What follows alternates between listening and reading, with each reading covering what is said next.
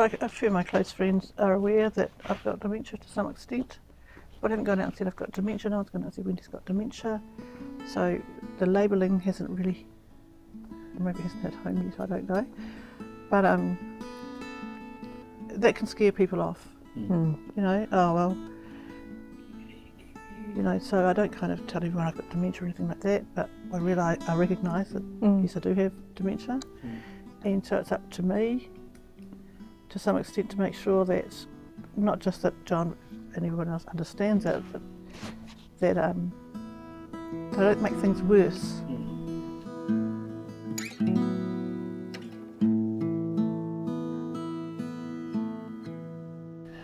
Kia ora koutou. Welcome to this particular podcast session. I've called this one Up Close and Personal for the very reason that we do feature a particular family whānau from Rotorua here where we live. And just to introduce Wendy Rowe, who does have dementia in this particular session.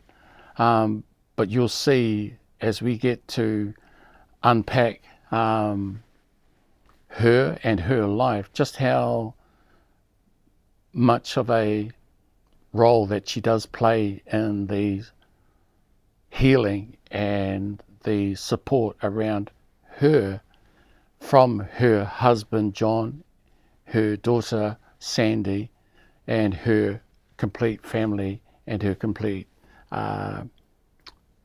little community that is around Wendy at this time. And you'll see as you get to watch her in this particular podcast how sharp she really, really is, all the while she's living with a degree of dementia. It's very humbling to be a part of this particular session. So enjoy this. Kia ora. Well, kia ora everybody, and welcome to this particular podcast, which I've called Up Close and Personal. And in this session, it is about that. It is about talking to you all as a whānau, as a family, and to be able to listen and to take part in your conversations that you might have this afternoon. Just to introduce Wendy and John Rowe and their daughter Sandy Anaru, kia ora, welcome, and their care worker Annie Hall, and it's lovely to have you all in this space at this time. You know, I guess let me ask the obvious to you all is dementia, as you have experienced it and read about it, learned about it. What is it to you? What does it mean, Sandy? What has dementia become for you in your, as you see it, as the daughter of your wonderful mum and dad? So dementia, obviously we know it's a disease. It's something that we don't have control of. We don't have a cure for. Anything like that. With our journey and experience with it, with my papa and now with mum, dementia is something that I've learnt that we have to live with and, you know, find our way to live with it and still live our lives to the best that we can. And so, yeah, for me, that is, you know, still having the respect of my mum or my papa to still be the person that they are, even though at times they will lose parts of themselves. And so supporting them and respecting them to still be able to live that life in their life, but being there to support them and to, you know, help them and remind them when they need that support, because their needs do only increase on the rest of us, and so being there to be part of that with them is really important. Yeah.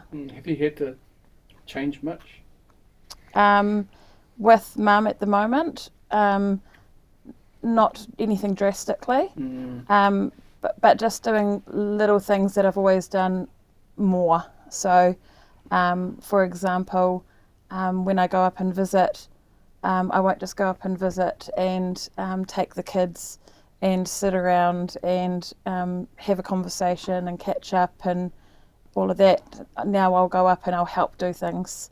Quite often I'll go up and pick mum up and bring her back down to my place to give her a change of atmosphere, change of environment. I'll go out and include her in things that I'm doing that day, and then do some things that I know she needs doing, because she can't do that by herself. Yeah, just things like that at this stage. Yeah. And you said you've got children, mum's mokos. Yes. How are they? They can be testing. What we're trying to do with them is to teach them about, the reasons why Nana might forget something, or the reasons why she might not, do things the way that they might expect things to be done. And so that takes a lot to teach them about that. But including them in it and teaching them is the most important thing for them, because if they don't learn and understand, then then there's resistance. Whereas for us growing up and Papa having dementia, we learnt about it and we were part of it the whole way through. And the incredible time and moments and years that we had with him, and having that level of understanding, it's priceless, the times that we did have because of that level of understanding. Yeah. And one thing Sandy didn't know, wasn't it? Interesting, yeah. John's mother was not sleeping well. John's dad had dementia, would you say? Yeah. And so she wasn't sleeping well. And so Dad said, I will come and stay with you in your house every night. You won't be on your own with Dad. And that went on for quite some time, didn't it? Years, perhaps a few years. Yeah. And that was huge. That was huge for Mum, for John's mum, and it was huge for us, because that kept the family together, and because we did that, John did that, we did that, the kids kind of have assimilated, probably, the notion that you can care for people and still, get along. Is that fair? Yeah. How you explain it? It's a bit hard to explain. It's And just a family thing. And it allows us to be able to, keep life positive and happy and the way you want it to be. Like for Papa and Nana, keeping Papa at home for those extra however many years, it was because of the support that we could provide. Without it, we wouldn't have had that opportunity. No. Yeah. And having worked part-time in a rest home, once I was 15, I got a job on a Saturday and Sunday because it was double time. Yeah, that's a teacher in me. That I had a notion of how things went. Yep. And so that gave me the confidence to keep, know that it would work for Papa and know that it would work for Nana. Yeah. So Wendy, and I think you've shown us, even in the couple of minutes that you've spoken, just how, while you do have a degree of dementia, it's actually surprising to hear how well you speak, and I say that in the most respectful way. And I've shared with you backstage a bit on how incredible it is that you are able to keep space in conversations and accurately measure what you say and how you say it, right? Yeah.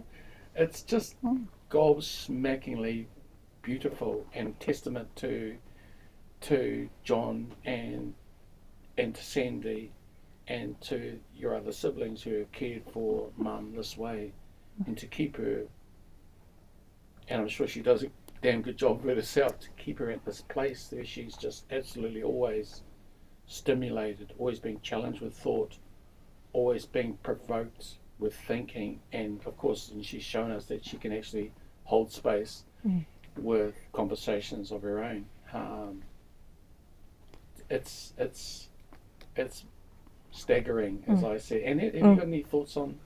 I think it just is really testament to the family about, you know, how important it is to still encourage and engage you in life, and you know, and keep things meaningful and do things that are meaningful to you, and yeah, just keeping engaged is just key, really, isn't it? Yeah, and sometimes I get anxious sometimes, don't I? Well, John yeah, say he's going to go down the shop or something. I'll come. 10 months ago, Yeah. Wendy was very isolating herself, and but since we started finding out more about dementia and coming along to the Realising what was going on, really. different things, and going to the daybreak, and Wendy's relaxed more about it, and that anxiety is gone. Yeah. So which has been fantastic. Yeah. Because the husbands too, well, we won't say husbands, but the partners, so when we go to daybreak, they drop me off, and different people drop their partners off, and they go and do something. Yeah, or going to the dementia support meetings once Yeah. a month, and finding out how other people are coping. Yep. It's been a big help. Yeah. I think you've come a long way from when I first met you, Wendy. We had an outing, a social outing with people who have the diagnosis of dementia, and you came along with your other daughter, and we were at the 3D trick art, and you were clearly very anxious. Yeah. It was very overwhelming. Think about it makes me feel sick. Yeah, and you couldn't stay in that space, No, I which was couldn't. fine. So you just went and sat in the car, and you know, you did really well to stick it out. And we went for coffee afterwards out at Nongataha, and you came there, and you just started to flourish from there. And my next interaction with you was at the reading group, and has been at the reading group, and just your ability to engage other people there now. You've just really stepped up. Like John said, there's no anxiety, you just fit in beautifully. You encourage other people to talk and communicate. So it's been a really big change, which is amazing. And testament to you guys for encouraging and supporting Wendy, you know. And usually when we talk about dementia and change, we're always thinking the worst of change, right? Yeah. It's rare that you hear progressive change in a person with dementia. You always are expecting that they degenerated, or that where they were 10 months ago is actually worse. And in Wendy's case, it's actually improving, or improved, or at least have given the family moments of, wow, breathe out. I can breathe out over my mum's progress. Yeah, I think too, like a few of my close friends are aware that I've got dementia to some extent, but I haven't gone out and said I've got dementia. No one's gone out and said Wendy's got dementia. So the labelling hasn't really, maybe it hasn't hit home yet, I don't know. But that can scare people off. You know, oh well, you know, so I don't kind of tell everyone I've got dementia or anything like that, but I recognise that yes, I do have dementia, and so it's up to me to some extent to make sure that not just that John and everyone else understands it, but that they don't make things worse. And you know, I know sometimes he's going to go, and I say, I'll come and go and jump in the ute, and I think maybe he didn't want me to come, maybe he just wanted some quiet to himself, eh? Seriously. And then I feel guilty for a little while, and then I forget about it because I forget about it. Funny that. But one advantage of dementia is you forget. You're right. Dementias. Sorry. You're tricking us See, again. there's that dry humour. Yeah. Right. So, well, there's a saying isn't there, if you can laugh under any situation, you'll never go insane. Yeah. I don't know where it came from, but it makes good sense to me now. Oh, yeah. So John, it's you've been a farmer most of your life, and, Yep. and I think generationally, you come from a farming heritage. How far back does farming go in your family? Yeah, well, in 1898, that was when the Rose came to Mamaku. Yeah. They were millers, milling remus, and then they started milling tawa and had the local peg mill for making clothes pegs. Then started farming, and now we're turning into conservationists. So, yeah, we've been there a fair while, and so it's it's pretty important to support the next generation coming forward to be able to carry on. Yeah. And to support that next generation, apparently you bought a couple of farms for exactly that reason, right? Yes, so that yeah. your family can stay around you Yeah, in share milking or yeah, contract milking. contract milking. Yeah, and so they can they can carry on. Yeah. And you've got your dad. Dad had dementia. as well. Yeah. So yes, I mean he it was when Mum he used to live across the road, and he used to come across and work with him all my life. And so then when he got dementia, we just carried on, and that was when Mum said she was getting tired, and so I said we'd come and stay the night and be on duty, and that was she said the next morning that was the best night's sleep she'd ever had. Wow. And so since then we stayed. Someone stayed with them every night, and that helped keep Dad at home for a lot longer, because Mum wasn't wanting him to go into a home. Home, yeah. So so that was really important. Yeah. And your dad was a farmer as well, right? Yes, yeah. And so that would have impacted life on the farm for you kids. Yeah, well, he said to me that he never thought that he would be able to stay at home as long as he did, and he thanked me very much for being able to look after him, help look after him, and man, that really hit home. So everything that we were doing for them, that was when he told me that was all paid for. Yeah, right. Didn't. All worth it. Yep. Yeah. Yeah. Yeah. Yeah. And for a farmer, and I think I spoke about it before, the thinking of a farmer is very time managed. It's very structural by way of how you work over the farm. Because the sun rises, the cows wake up.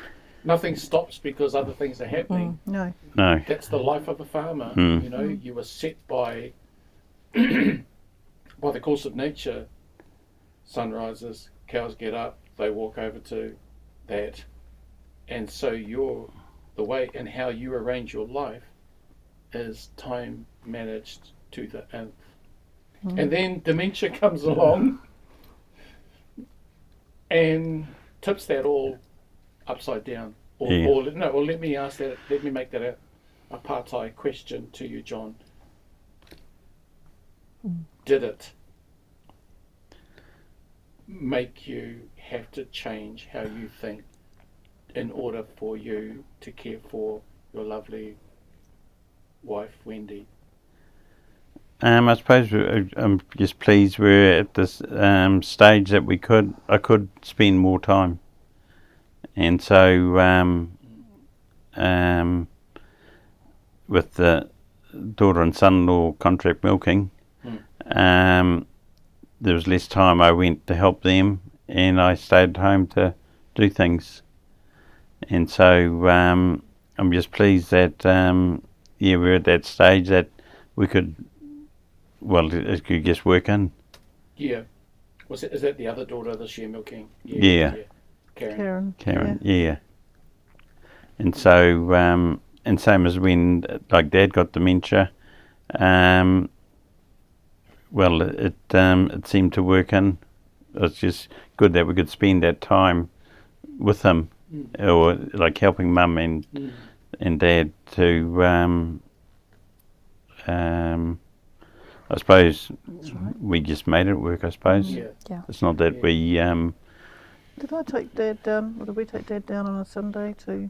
Yeah, we used to take him down for a day at Redwood. At Redwood, yeah. And then when he went into care, then we'd go and get him on a Sunday and bring him home for lunch and take him back. Yeah.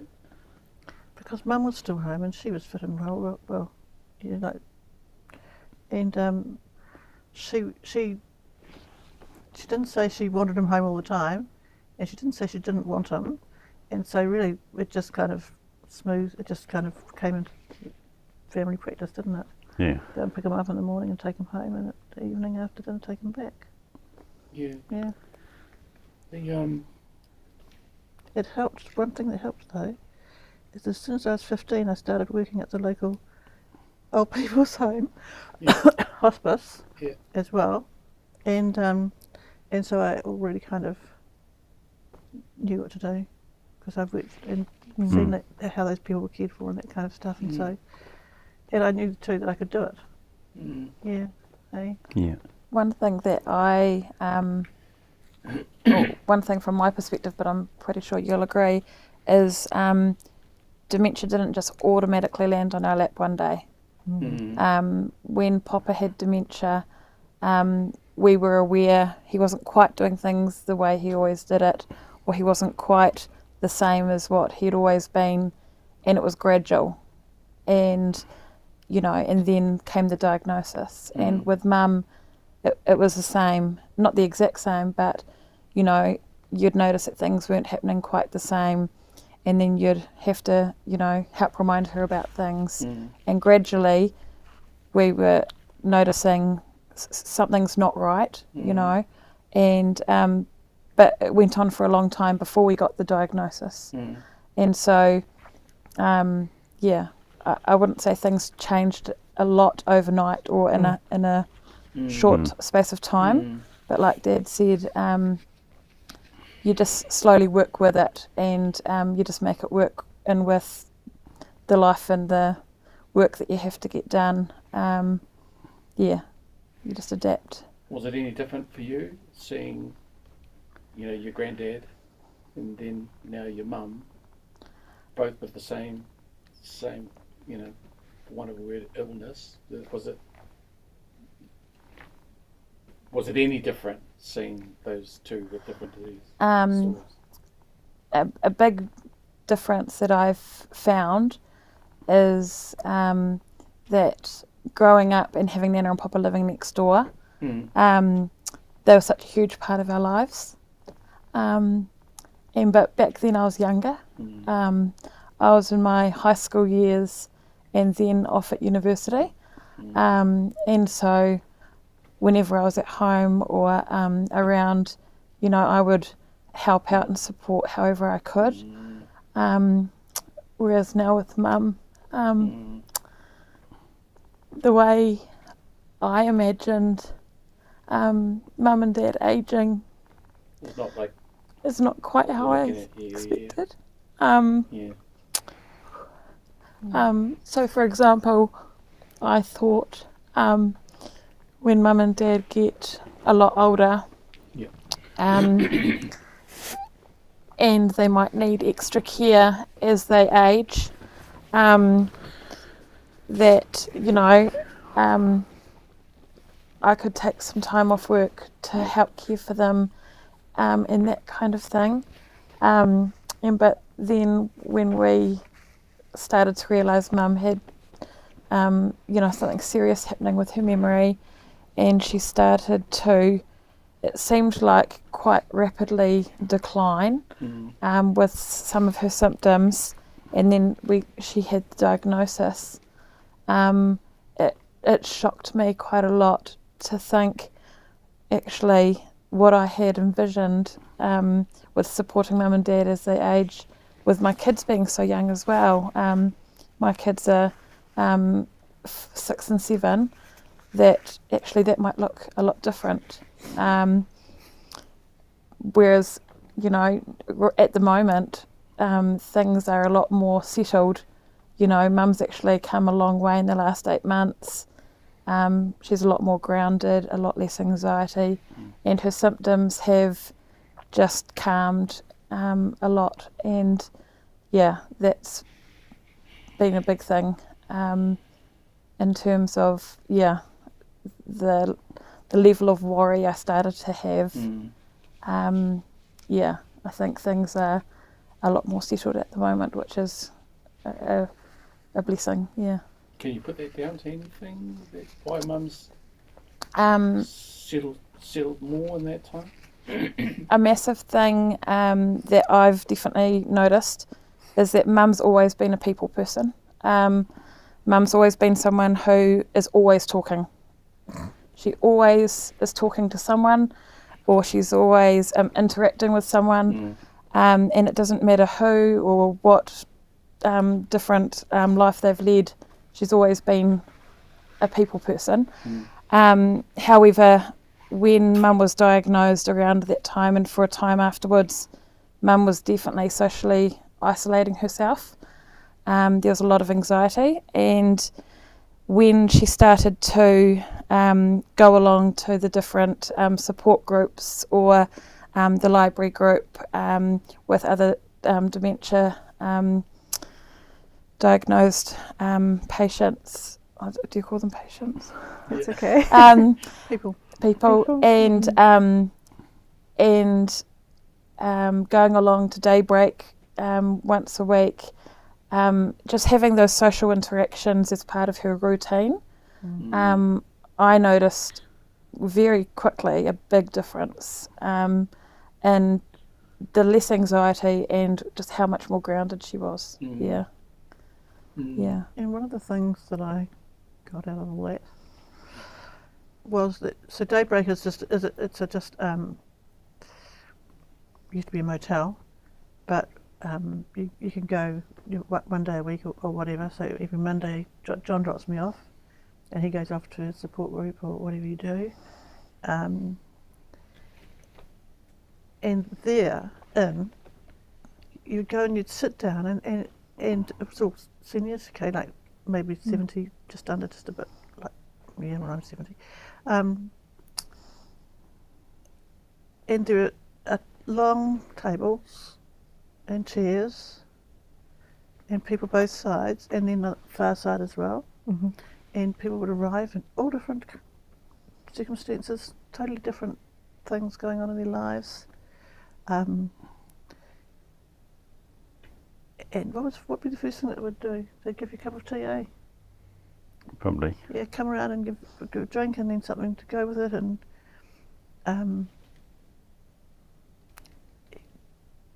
then these people who've all been living on their own little places are sitting next to each other and talking. And there's one man who's so grumpy. He never has a kind word to say about anybody. And I decided a couple of weeks ago, I'm going to go and sit next to him next time I go down. And sure enough, go and sit down and say, "G'day Robert, how are you today?" "Oh, okay." I said, "So what did you do on the weekend?" Because it's a Monday that I go.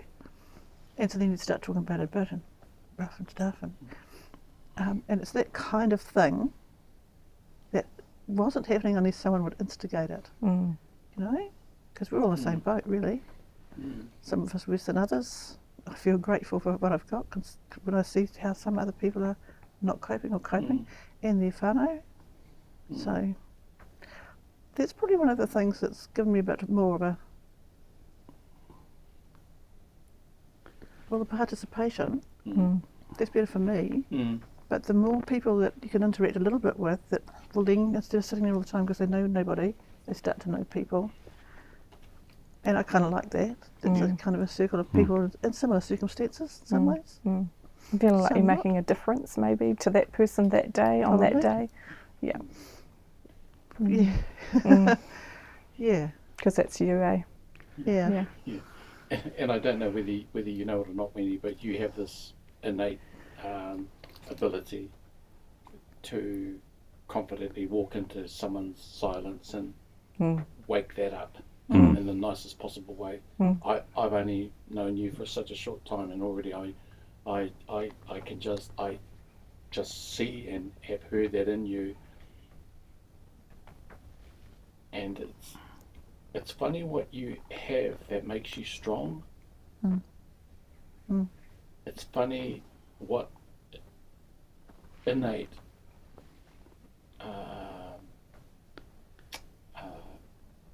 ability you have.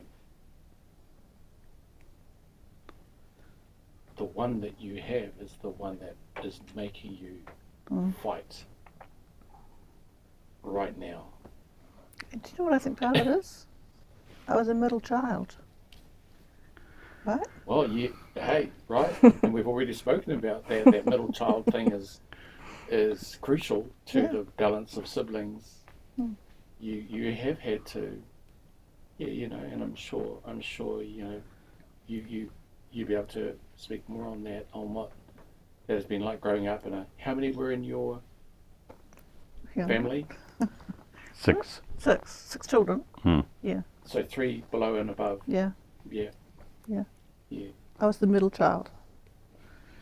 It's quite good, really, because Mum and Dad are so busy with the older ones doing this and they have to get that done for school, or UE or whatever, and the little ones that you just need to play and things. And out in the middle, I just did what I wanted, really. I got to do the things I wanted to do. Yeah. And I realise now, things like I would go into Wellington from Te Tahi Bay for sports and things like that. Always went and played sports and things. I had 3 younger siblings, whatever. Yes. And so Mum and Dad couldn't take the little ones down when I was playing netball and that kind of stuff, so they weren't there for that much. But I realised actually it's quite good getting away from the rest of the whānau for a day. But yeah, I suppose we just became independent because we were in the middle of a big family and Mum couldn't do everything for everybody. We actually had chores, things. You were never allowed to swear in our house. And if my parents ever heard any one of us niggling at one of the kids, we were in big trouble. So that's kind of the way I grew up. Yeah. I think it's really lovely that in spite of this, you still have so much to offer. And I think we lose that, we forget that you still have so much to offer, even living with this diagnosis to other people, and you can make such a difference. And you're still doing that. Yeah. And they don't need to know that, but you're still able to give so much to other people. Yeah, absolutely right. Yeah. And it's evident, isn't it? Yeah. Yeah. And in these podcast sessions, there is a huge other audience that are going to look at this and look at your role in this, Wendy, and think, hang on, right? Because again, you have presented to us another version of dementia, and I'll speak for myself. That I only read the critical stories of dementia, and they're the ones that that look on the negative side of dementia, and what your story seems to fly in the face of everything that I've understood to be about dementia. Could we be wrong? Well, we could be wrong. Yeah, probably not. But it's a nice idea. But in your case, and from what I've observed, you seem to be the exception to how we place dementia in the national grid. We always talk about I've never heard of progressive dementia in a positive way. In your story, I actually have heard that, and it's just lovely to sit and listen to that speak. We're going to take a wee break. When we come back, we're going to talk about your wonderful teaching career and how that started, and then just the impact or what that might have had for you now that you are in this place in your life, and the life, with your husband, with John, and with Sandy, and your other children and your grandchildren? Because I just think that your role as a school teacher, and again, I'll say it again, that school teaching mind and that brain has given you a wonderful ability to sit in this dementia space right now and to be able to contribute to all of us in a positive way. So we'll take a little break and we'll come back a couple of minutes. Couple. All right, Alex? Yeah. Take a break. Grab water. Go to the loo. Reset, stretch, and blah. You okay? Yeah. Doing good. Yeah, I don't think you really know how important this is, right? Yeah. It's not groundbreaking. I don't think it's groundbreaking, but It's lovely to listen to. Thank you for having me. school teacher, hey, right? Yeah, it's not groundbreaking, but there's something in there. Yeah. There's something in, because not everybody's cut out to teach kids at education. Not everybody, right? It's a type of person. But I was a middle child. I'm sure being a middle child had something to do with it. Yeah, I'm sure it does. I'm sure it does. But and it's this type of brain. It's this type of cognitive brain that you live with. You grow, and just I'm not going to take long shots, but I kind of think, damn, that's got to count for a lot, right? Hey, I'm not saying that every person has dementia. Dementia's a dummy. So, Geez, it matters much if you can carry this enabling brain into this disease. It's just I've forgotten what I was going to say. That's all right. Can come back.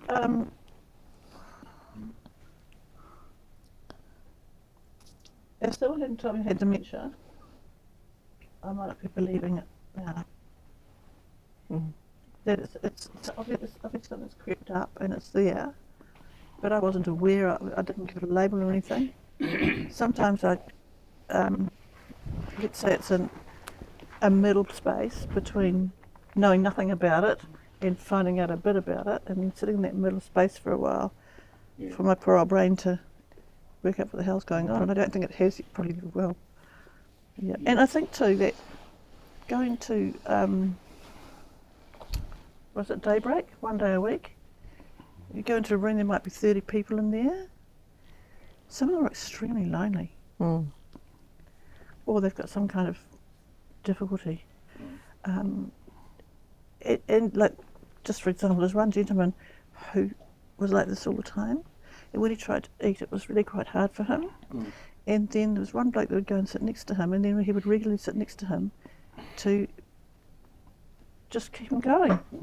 Now, I can remember doing that with children, and I can remember doing that when I worked in the old people's home, that to get people to be able to do what they need to do, not do it for them, kind of thing. Yeah, and just that kind of little stuff.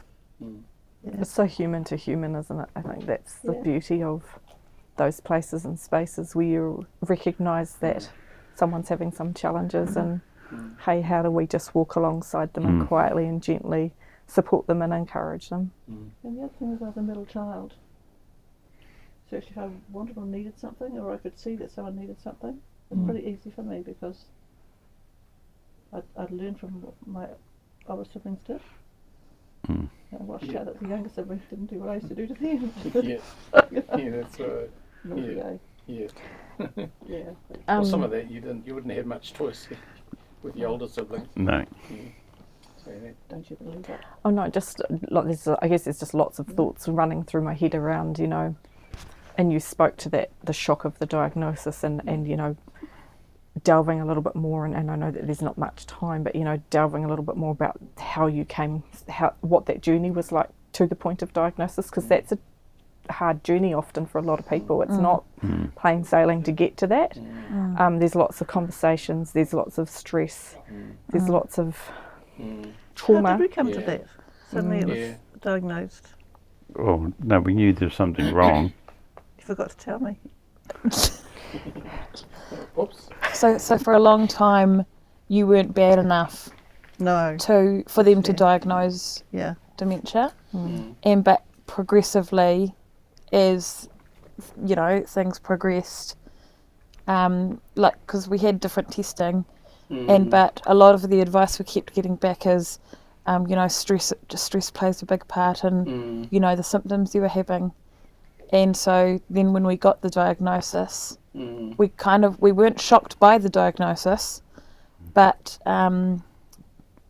in a way, I also felt relief Yes. that it wasn't just someone saying you need to decrease her stress, and I was like, how do you decrease her stress when this is her life? You know, like, yeah. And that's a really powerful one, because so many people, they feel a sense of relief because you've been fighting trying to get answers for this for so long. It's like, what is going on? We know there's something not right here. Yeah. We just can't get to it. And Yeah. then it's like, okay, we've got something. Yes, it's a really hard diagnosis, but Yeah. there's just a sense of, okay, now we can start to progress forward Yeah. with Something how you do can we grapple with now. Yeah. Yeah. Well, let me ask that to this next session. Yeah. I think about it'd be that. really nice. And Yeah. then, you know, how did you know that Mum had, you know, dementia, and how did you manage that process? Right? I Yeah. think Let's that'd be just really open nice. Open that up really quickly. Yeah, yeah. Then we'll come back and talk about your teaching career and how that kicked off, and how has that, or did that impact you in your later stages of your dementia career? Let me ask you, is there something specifically that you would like me to talk to, or are you happy for us just to go back on when did you recognise Mum had dementia, or, you know, right, Yep. and then how did you deal with that when you got that diagnosis? We're going to make a quick look at Mum's early teaching career, but is there anything else specifically that you think you'd like us to talk to? I think I was surprised. I think surprised is the word when the word dementia came up. Let's hold that. Because absolutely, all different emotions from all different people. It means different things to different people. Yeah, I think that's a good response to my question, Wendy, on how did you feel when you surprised? Yeah, I was surprised. Yeah. And particularly having seen what's happened for John's dad, like, how does that now sit with you? Yeah. That's Yeah, right. Well, one of the things is that when Dad, or Papa, call him Papa, shall we? When Papa started to get confused and change, Just roll out. Yeah. aging really, yeah. Have I forgotten what I was going to say? No, so either John or I would stay at his mum and dad's place because Papa was getting up and wandering around and she wasn't sleeping well. That's about where it started, eh? Yeah. Never heard the word dementia at that time. I don't know if they ever did about Dad, did they? Yeah. Yeah, okay. You sure it's not contagious? Sorry, excuse my... And I never dreamed it would happen to me. Oh, beautiful. Yeah. No? Yeah, look, but seriously, I didn't... Are you sure it's not contagious? Just for the record, right? Wonderful. Unbelievable. I'm embarrassed now.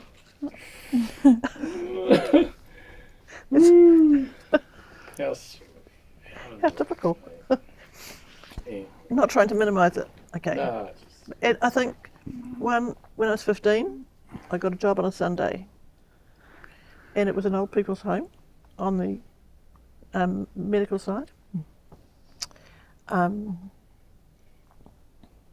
It was pretty good because Sunday was. I only did it on a Sunday because Sunday's double time, so they'd pay me twice as much. Number one. sensible. Number two, Yeah. I was doing a lot of sport, and I'd go into Wellington to athletics and things like that, Yeah. and netball, that kind of stuff. So I needed to have that day for myself, for my sport. I guess that's the way it was. That's how I rationalised it. But never did I think of the word dementia. I didn't think of the word dementia until one of the family mentioned the word. Yeah. It hadn't occurred to me that I had dementia, Yeah. early, late, or whatever. And I'm just so grateful that I got the support with my family. Hey, I mean, I haven't gone round to one of my friends' places and said, "Oh, I've got dementia." Guess what? Actually- Hey. Actually, when I think about it, if that was Marie, she would just say, "I know Wendy," because I think she knows. She's a nursing sister for years. But anyway, I'm very grateful that Yeah. one that you people are here. There are people that we can talk to. I'm not frightened by it because I can't change it yet, maybe. But yeah, Look, if there was a police lineup and there was 3 of you standing against the wall, and I was to get which one of you has dementia, seriously, you know, and you were all to recite some Shakespearean piece of theatre work, I'm sure I would not pick you out to be the person who has dementia. It's just crazy. It's crazy where I'm sitting and looking. It's crazy beautiful, you know, right? But look, just to a couple of closing questions and that.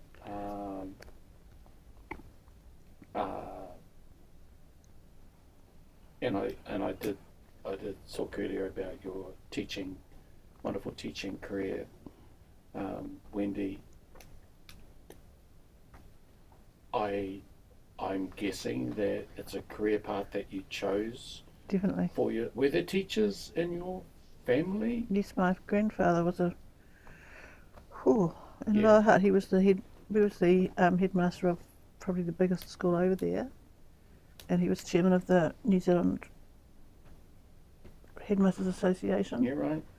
And he used to come every second weekend and stay, and Yeah. he'd talk about his work and stuff without talking about letting things go. But Yeah. I guess that was in my background. Yeah. And so when you went into that as a career, Well, I think, what am I going to do, kind of thing. Oh, so the other thing is, when I started school, I could already read. So I went through those junior years, not working with the other kids much, really. And the teacher was just giving me more work to do and more work to do and more work to do. And I was quite happy. I don't know that age promoting carried on for very long, but it worked very well for me, except when it was school sports, because you had to go in age groups, and so I would not be with my friends, but with the age groups, and they were used to winning and things, and suddenly I was there. I happened to be very good at athletics and things, and so there was resentment, and I really felt that at school because some of the older kids would be quite nasty to me. And my mother just used to say, "Sticks and stones, I'll break your bones, but names, I'll never hurt you." So but they do. they do. The name calling does. Yeah. We know that already. But. And so you when you left teachers training college, and you went into Teaching. did you go and like teaching? Back then they were primers. Oh, sorry. Go back like, to teaching. Were you teaching primary or primary school, or did you go Primary into, school. Yeah. And where was that? Was that in Titahi Mana Bay? College. Mana College. Oh, yeah. Yeah, so Titahi Bay, Mana College is Parapuru. It was the closest college. Yeah. Mum, when you were first started teaching, that was at Ngongataha Primary, wasn't it? Yeah. Oh, was it here? Mm. Yeah. As Well, When you started teaching, I've forgotten, yeah. not where you Probably went to was. We went school, to where you started Ngongataha. teaching. Mana College. yeah. Mana College. Yeah. That's when you went to school. Yeah, Then when you started teaching, you came to Ngongataha. that's You right. taught it, you actually We're taught the it other one way time. around. Mhm. You got the Yeah. qualification and Yeah. went teaching. Yes, Yeah. yes, And I yes. loved it. Yeah. I still love it. Yeah. And you stayed teaching at primary school level? Yeah. Did I? Or did you Yeah. go to intermediate or high schools and stuff? No. Oh, no. You pretty much no. stayed there, didn't you? No, I was primary teaching, And I think I must have got pregnant with Michael or something. Because then, we started a family. Yeah. But then I would do relief teaching from time to time. Yes. Which I quite enjoyed too. Yeah. I went to relieve in a class one day, and the teacher who would normally have that class was not there, and then she came back the next day, and I realised, you taught me when I was 6 years old. Oh, go on. Funny, You're right. So Yeah. yeah. But anyway, get back. So teaching was in the family. My grandfather was a teacher and principal, and Yeah. When you, or let me ask, John, when you had dementia for the first time, was it easy to spot? Was it easy to see? She'd be just been asking me the same things, like what day it is, what's the time, Yeah. every 20 minutes, and that's when you twig there's something not right. do you know what he did? He bought me a clock. Oh yeah. About this high. Oh, that one. With the lights? Yeah. It is Does it 4:35 speak and talk and pre-dawn. stuff? Yeah. No, it Doesn't speak, does it? no, but it's there. there to look at. And so she was just repeating this. Yeah. The other thing that we noticed was there were things that Mum had always done that she then wasn't doing the same. And so just as part of daily routine, at a certain time every day, Mum would start getting dinner on. And then Dad would start coming home and there'd be no dinner on, no veggies getting started. And then, thinking about, meals in a different way, meals Mum had always cooked, all of a sudden she wasn't managing to make them the same, or they were getting burnt, or something was getting left out of the recipe, so that's just one example, but there was multiple things like that were just Mum's second nature, that were signs that something wasn't right with her memory. And when did Annette's care, or when did any clinical care come into your guys' picture as a family, when you realised things were more than you could manage, or what? So a few years before the diagnosis, we were taking Mum down to the doctors and asking the GP doctor. The GP, and asking, explaining what was going on, and asking, about, what testing, what could it be, or what testing can there be done. And so there were a few different times that there was different range of tests that were done to try and get a diagnosis. But that would have spanned over a few years, wouldn't it, Dad? Yeah. And the testing back then, do they still have that same testing today? It would be basically ruling out anything else it could be, and getting collateral from the family, and doing some cognitive testing, and Do you know what? I didn't know anything about it. No recollection of that. I didn't know that I had beginning to dementia. You were worrying about me and all that stuff. I did actually think that John was being pretty nice to me, though. He must have been. And Seriously, though, I just actually had no idea. From Soon those got it. early, from those early testings, and that, what was the most obvious thing that you felt you guys needed to do as a family? Did you immediately think about putting her onto some kind of like a care program, or did you think we need to do something as a family to help and support her here at home, or around what you guys understood, or did you straight away think we need to get her into care and support? We're just doing more Did you around. look after her? We just did more around around our home to help and look after and support her. Because you'd already gone through your dad's, Yeah. Yep. Actually, that's situation, true. right? Yeah. So straight away, letting my brothers and sisters And know about the diagnosis. The conversation soon after was, we're all going to have to work together to support mum and dad. And then from that, then came the reaching out and finding out more about what other supports are in place or are out there that can support further. Yeah. And was it anything unusual that you didn't know how to do or what to do? Was it a natural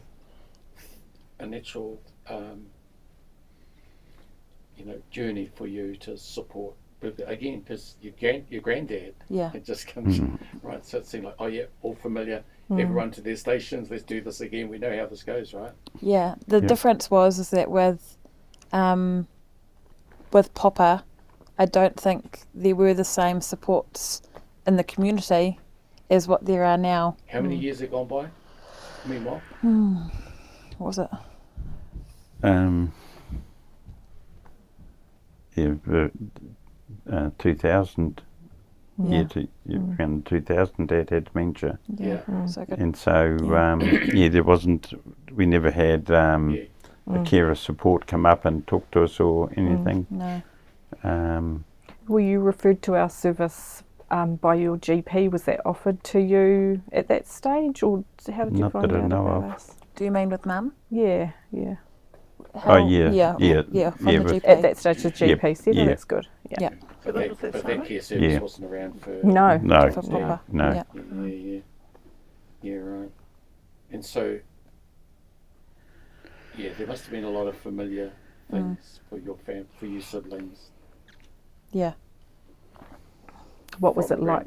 Sorry. Yeah, what was it like for you to hear that? Yeah, again, here we go Yeah. again.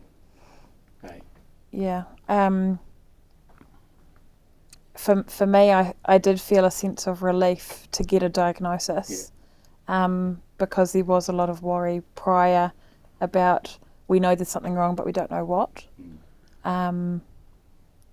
Yeah. So, interesting, yeah. I wasn't aware that you were worrying about me. Mm. Well, it's not such a bad thing. No. I remember with Popper, he used to worry a lot. He always worried, when he had dementia. And then, I think, was it at the doctor's one day, the doctor said to Dad, but one day he'll forget to worry. Yeah. And And you did. but one thing that I remember Dad talking about was giving Popper that reassurance that I'll look after it, I'll make sure everything's okay. That helped a lot in stopping Popper from worrying, because he knew that John had it handled, and so he didn't have to worry because he knew Dad would do the worrying for him. Yeah. But we Yeah. used to take turns going and staying over after Mum passed away first, Nana passed away first. And so then,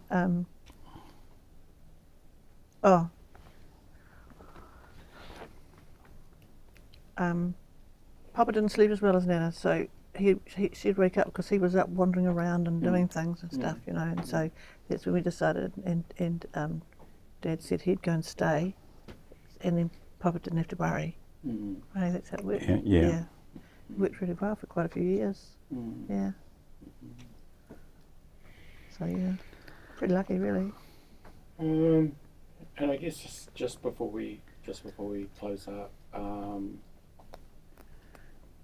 and it is as care and support, over this family. Excuse me. As care and support over this particular family, are you, and when I say you, I say the organisation you work for, is it reaching our families as it should, could, can be? Are we operating at a level of care?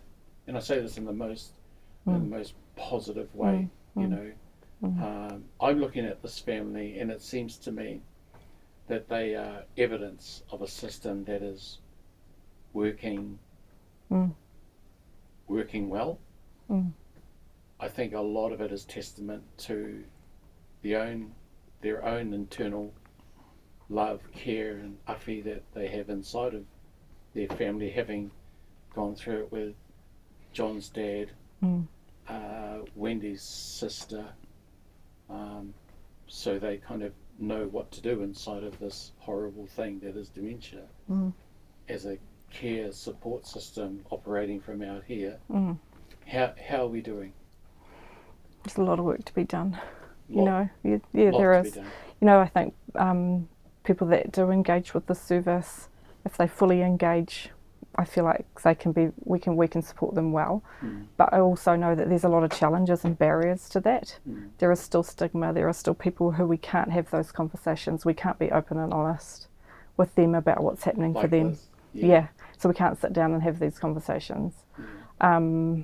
Still a lot of stigma. There's not a lot of funding. We would love to do more. We've got a long way to go. We don't know, we don't know a lot of people out there who have a diagnosis of dementia. Maybe they haven't been made aware, as your GP did at the time of diagnosis. We have heard people say they're basically given the diagnosis and it's just kind of been left to it, you know. So the whole system, there's a lot to be done. But we love it when we are able to make a difference and walk alongside. It's a privilege to be able to support people in their journey. Right. And I guess I said, running on the smell of an oily rag, it's doing so much with so little as care and support across, in Rotorua and across our families with the putia, the money that you have. It seems to be able, that you're able to go a long way with what you have, and just only can imagine what more you can do if we just had a little bit more.